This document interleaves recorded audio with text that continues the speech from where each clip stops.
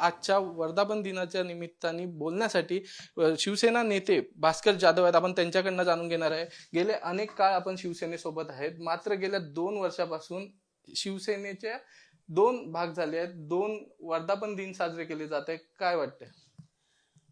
असं आहे की 2 शिवसेनेचे वर्धापन दिन होऊ दे, 4 होऊ दे, 6 होऊ दे, अख्ख्या देशभर होऊ दे, शेवटी शिवसेनेचा वर्धापन जर दिन होत असेल तर त्याचा आम्हाला आनंदच आहे.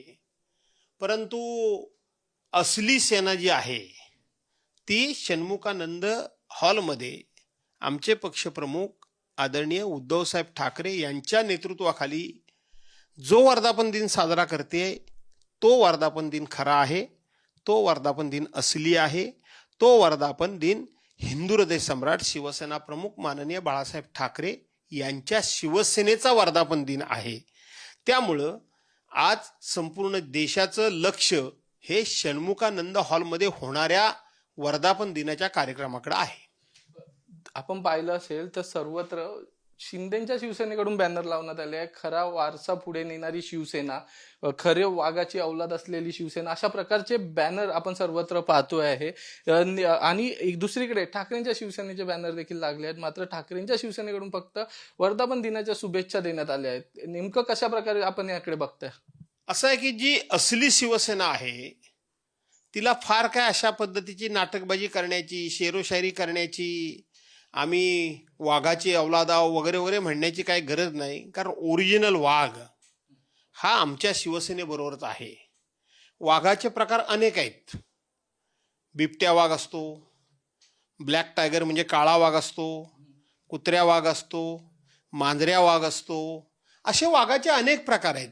परंतु जो ओरिजिनल वाघ आहे तो आमच्या बरोबर आहे. नक्कीच आपण पाहिलं असेल तर या निवडणुकीमध्ये नेहमी आदित्य ठाकरे एक गोष्ट म्हणायचे की भास्कर जाधव हे आमचे स्टार प्रचारक आहे. मग आज या स्टार प्रचारक म्हणजे आपली भाषण होणार आहे का? कारण आपण वक्ते देखील आज शिवसेनेच्या पक्षाचे.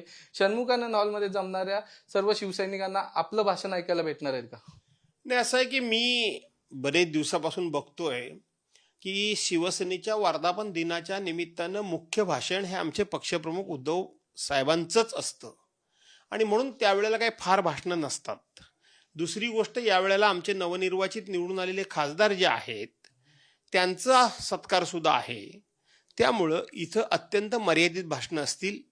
ते कोणाचं असेल आणि कोणाचं नसेल त्याची मला काही कल्पना नाही. एक शेवटचा प्रश्न आहे. विधानसभा निवडणुका 2-3 महिन्यात आचारसंहिता लागेल. एकंदरीत या विधानसभेच्या तयारीसाठी आजचा वर्धापन दिन किती महत्वाचा आहे? आजचा वर्धापन दिन 2 अर्थानं महत्वाचा आहे. आमचा पक्ष चोरला गेला, आमची निशाणी चोरली गेली.